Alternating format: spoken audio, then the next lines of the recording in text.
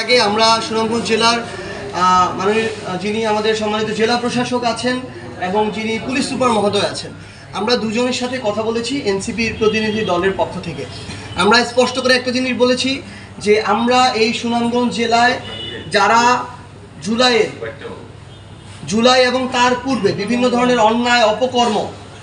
এগুলোর সাথে জড়িত ছিল, যাদের বিরুদ্ধে মামলা আছে, তথ্য প্রমাণ আছে, তাদেরকে দ্রুত সময়ের মধ্যে গ্রেপ্তার করতে হবে। কোনো দলের কোনো নেতার সুপারিশে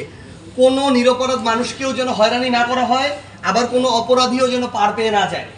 আমরা স্পষ্ট করে বলেছি এই জেলায় যেন মামলা বাণিজ্যের কোনো কথা আমরা আমাদের জায়গা থেকে না শুনি, কারণ এরকম বিভিন্ন তথ্য আমাদের কাছে আসে। আর আমরা আমাদের জায়গা থেকে এই বার্তাটিও আপনাদের পক্ষ থেকে এবং আমাদের পক্ষ থেকে পৌঁছে দিব যে দেশে বা জেলায় যারা আছেন তাদেরকে যেন তাদের যে ধরার প্রক্রিয়াটা এটা যেন খুব দ্রুত গতিতে হয়, এবং দেশের বাইরে যারা এই বিষয়ে আমরা খুব দ্রুত আমাদের পররাষ্ট্র মন্ত্রণালয়ের যিনি উপদেষ্টা আছেন তার সাথে এনসিপির একটি প্রতিনিধি দল বৈঠক করবে, কারণ সেটা তো এম্বাসির মাধ্যমে ওই বিষয়টি বা আইনগত প্রক্রিয়ায় যেতে হবে, সেটা আমরা ওইভাবে করছি। আপনারা এখানে আমি শুধু একটা কথা বলবো, আমি চাই আমার জায়গা থেকে এবং এনসিপির পক্ষ থেকে যে আপনারা এটা আমাদের সকল এখানে যারা মিডিয়া হাউস রয়েছেন, মিডিয়ার আমাদের ভাইয়েরা রয়েছেন, আপনারা এটা আপনাদের জায়গা থেকে এইটুকু দায়িত্ব পালন করবেন, এটা আমাদের এনসিপির পক্ষ থেকে চাওয়া। আমরা আগামীর বাংলাদেশের এমনকি সুনামগঞ্জের কোনো মিডিয়াকে এনসিপির মিডিয়া হিসেবে চাই না।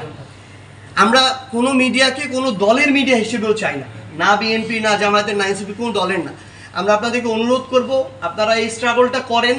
আমরা অনুরোধ করব আপনারা আপনাদের সম্পূর্ণ যতটুকু সম্ভব সর্বোচ্চ পেশাদারিত্ব দয়া করে বজায় রাখবেন, কারণ আপনারা সুনামগঞ্জের 100 জন 1 লক্ষ মানুষের চেয়েও শক্তিশালী। আমরা চাই এই সমস্যাগুলো আপনাদের মাধ্যমে আমাদের কাছে আসুক, এবং